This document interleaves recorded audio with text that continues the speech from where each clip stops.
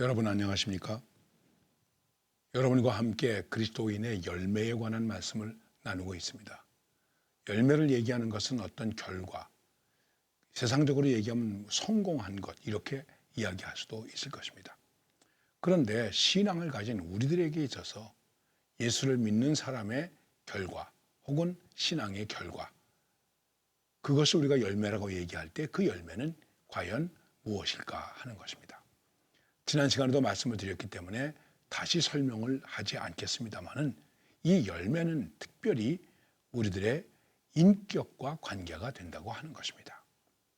우리가 빛의 열매, 의의 열매, 성령의 열매 이런 것을 얘기할 때 그 안에는 어떤 세상적이고 물질적이거나 자기 욕심적이거나 어떤 성취를 위한 그런 열매가 없습니다. 의로움, 빛, 성령의 열매 이런 것들은 다 정신적인 것입니다.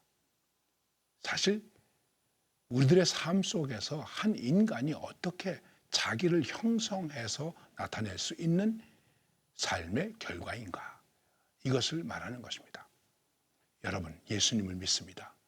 예수님을 믿은 그 믿음의 결과가 무엇입니까? 우리가 예수님을 믿었다고 얘기하면서 그 예수님을 믿은 것에 대해서 이렇게 말합니다. 거듭났다. 거듭났다고 하는 것은 다시 태어났다는 것입니다. 과연 나의 거듭남이 무엇입니까? 그 거듭남을 보일 수 있는 것이 무엇입니까?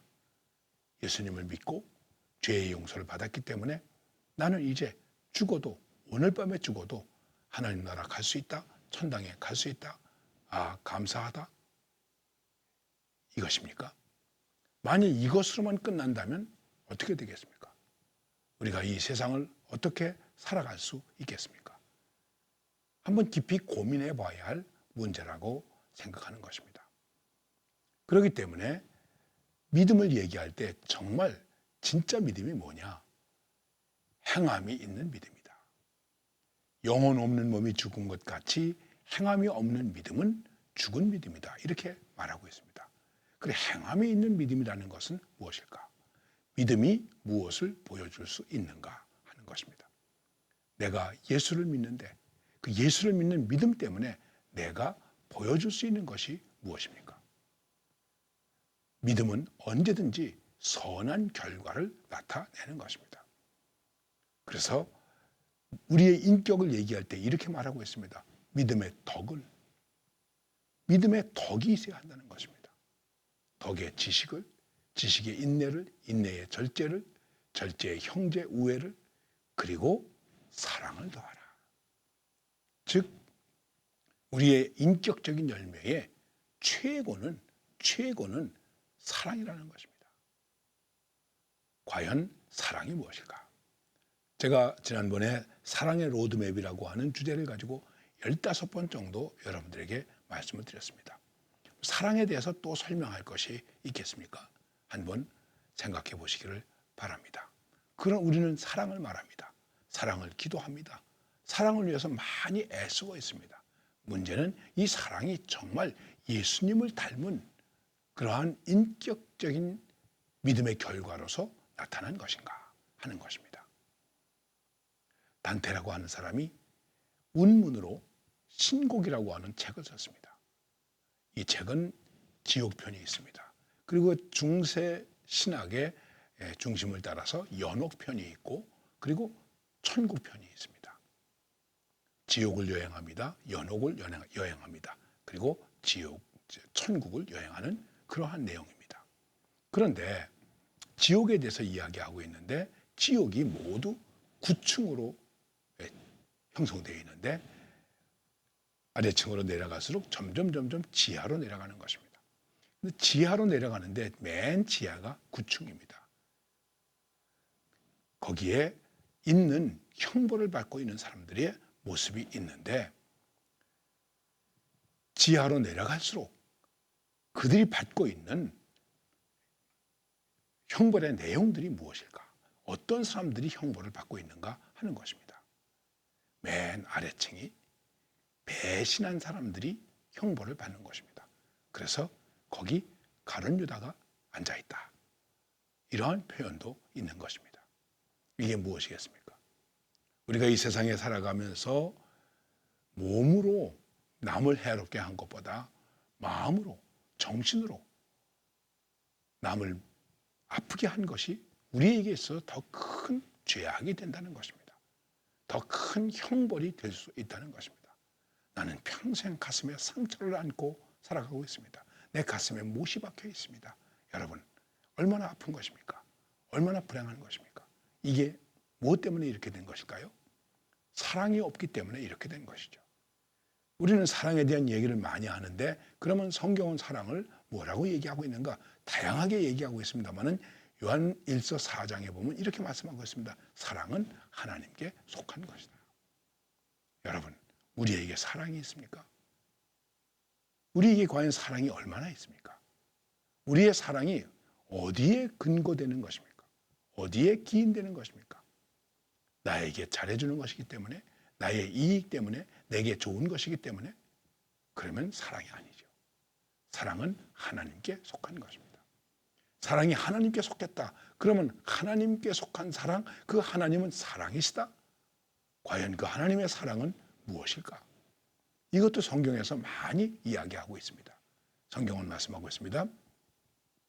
사랑은 하나님께 속했고 하나님은 사랑이시다. 그런데 여기 우리가 살고 있는 여기 이 현실 속에 하나님의 사랑이 나타나게 되었다.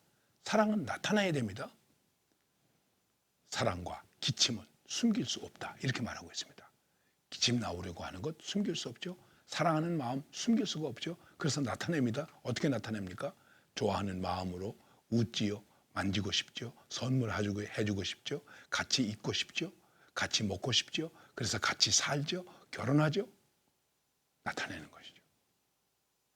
우리들이 하는 사랑의 가장 그 나타냄의 진수가 무엇이겠습니까? 아마 한 남자와 한 여자가 만나서 결혼하는 것입니다.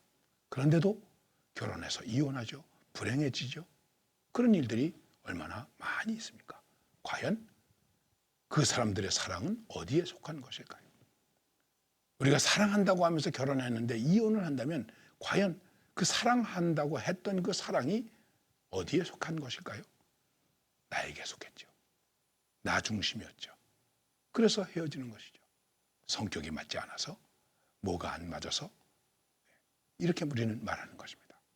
그러니까 좀 절망적인 얘기 같지만은 우리 사람들에게 있어서 진정한 사랑을 말할 수 있을까? 내가 사랑한다고 할 수 있을까? 우리는 이것조차도 할 수 없는 사랑에 대해서 얘기를 한다면 정말 형편없는 존재다 이렇게 말할 수 있는 것입니다. 그러면 하나님의 사랑은 우리에게 어떻게 나타난 바 되었습니까? 성경이 말합니다. 화목제물로 나타났다. 하나님의 사랑이 우리에게 나타나는 것은 화목제물로 나타났다. 그것도 아들을 우리에게 화목제물로 나타내게 하셨다 하는 것입니다. 그리고 화목제물로 나타난 그 모습의 절정이 무엇입니까? 십자가의 죽으심입니다.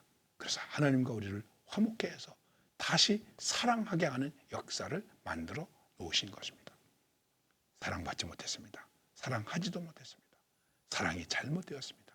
그런 우리들을 예수 그리스도의 십자가의 사랑을 통해서 봐라, 이게 진짜 사랑이다 하는 사랑을 우리에게 말씀하신 것입니다. 언젠가도 잠시 말씀드린 것 같은데 헬라어에서 사랑을 얘기할 때 몇 가지 표현이 있습니다. 하나는 에로스, 우리가 흔히 에로적인 사랑이다, 에로틱한 사랑이다 이렇게 말하고 있지 않습니까? 남녀 간의 사랑, 육체적인 사랑, 어떤 쾌락을 추구하는 사랑, 이 사랑이 무조건 나쁘다는 것은 아닙니다. 사랑의 단계입니다. 그 다음에 솔게라는 말을 씁니다. 어루만지는 가족 간의 사랑, 이런 것들을 말합니다. 그리고 필레오, 우정, 얼마나 우정이 아름답습니까? 그런데 마지막으로 쓰는 말이 무슨 말이냐면 아가페라고 하는 말입니다. 하나님은 사랑이시다 할 때 그 사랑은 아가페입니다. 하나님은 아가페이시다. 아가페의 사랑이다. 아가페가 아닌 사랑은 사랑이 아니다. 그럼 아가페는 어떤 사랑일까요? 그것은 내가 가장 어두운 골짜기에 있어도, 가장 억울함 가운데 있어도, 가장 극심한 고통을 당하고 있어도 나의 상태가 헤어날 수 없는 그러한 배신과 곤고 속에 있다고 할지라도 거기서도 사랑을 하는 것입니다. 바로 그게 뭡니까? 십자가의 사랑이죠. 가장 아픈 자리에서, 가장 배신당한 자리에서, 가장 깜깜한 자리에서, 가장 버림받은 자리에서도 용서해 주세요. 화목제물로 돌아가셨습니다. 이게 진정한 사랑이라는 것이죠. 그러니까 여러분, 우리가 사랑을 얘기할 때, 그 사랑을 한다고 할 때에는 그 사랑 속에서 사랑을 해야 되냐, 안 해야 되느냐, 말아야 되느냐, 그렇게 해야 되느냐 고민도 할 필요가 없는 것입니다. 그렇게 할 수 없어서 우리에게 문제가 되는 것이죠. 고민조차도 할 필요가 없고 우리는 사랑해야 되는 것입니다. 어떤 예수를 잘 믿는 부인이 있었습니다. 남편은 예수를 믿지 않습니다. 남편이 미웠습니다. 심지어는 남편이 마귀 같다고 생각했습니다. 그리고 남편이 십자가라고 생각했습니다. 그런데 기도하면서 하나님의 말씀을 들으면서 깨달았습니다. 아니지, 남편이지. 내가 남편을 사랑해야지. 사랑했습니다. 남편을 사랑하니 남편이 얼마나 예뻐 보이는지 모릅니다. 남편이 얼마나 잘생겼는지 모릅니다. 한 번은 이 부인이 담임 목사님에게 이렇게 말하더래요. 목사님, 왜 눈을 감고 자야 하는지 모르겠어요. 아니, 그게 무슨 말입니까? 내 남편이 얼마나 예쁜지, 얼마나 잘생겼는지, 내 남편을 보면서 자야 되는데 눈을 감고 잔다는 것이 아쉽습니다. 여러분, 좀 얘기가 우습다고 생각하지 않습니까?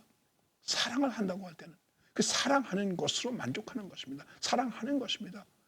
내게 어떤 이익이 돌아오느냐 안 돌아오느냐 하는 것은 문제가 되지 않는 것입니다. 우리가 사랑을 말하는 사랑은 이런 최고의 사랑입니다. 가장 수준 높은 사랑입니다. 우리는 그 사랑을 배웠고 그 사랑을 말하고 있고 그 사랑을 받았습니다. 하나님의 사랑을 받았다, 예수님의 사랑을 받았다는 것은 바로 그것을 말하는 것입니다. 그렇기 때문에 사랑한다, 진정한 사랑한다, 거기에 하나님이 계시는 것입니다. 여러분, 이런 찬양을 하시죠. 사랑의 나눔 있는 곳에 하나님께서 계시도다. 그렇습니다. 그렇기 때문에 우리는 싸울 수가 없는 것입니다. 왜요? 하나님의 사랑 속에 있기 때문에. 그런데 우리는 많이 싸우죠, 다투죠, 문제를 일으키죠. 그것은 우리가 하나님의 진정한 사랑 속에 거하지 못하고 있기 때문에 그런 것입니다. 여러분, 이건 우리가 정말 회개해야 됩니다. 그리고 하나님 앞에서 바로잡아야 할 문제입니다. 그런데 우리는 그렇지 못하고 있습니다. 얼마나 부끄럽습니까? 우리의 신앙의 인격에 사랑의 열매가 어떻게 맺어지고 있습니까? 사랑이 어떻게 우리 안에서 익어가고 있습니까? 사랑이 우리 안에서 어떻게 성숙되어져 가고 있습니까? 이렇게 말하고 있는 저도 매우 부끄럽다고 생각합니다. 순간순간 얼마나 이 귀한, 이 고귀한, 가장 인격적이고 가장 품격 있는 사랑을 은혜 받은 사람들이, 구원받은 사람들이, 기도하는 사람들이 잃어버리고 산다는 것은 정말 안타까운 일 아니겠습니까? 여기에 대한 안타까움이 있습니까? 우리는 이 귀한 사랑의 모습을 가지고 정말 품격 있는 그리스도인으로서 존재해야 할 것입니다. 감사합니다.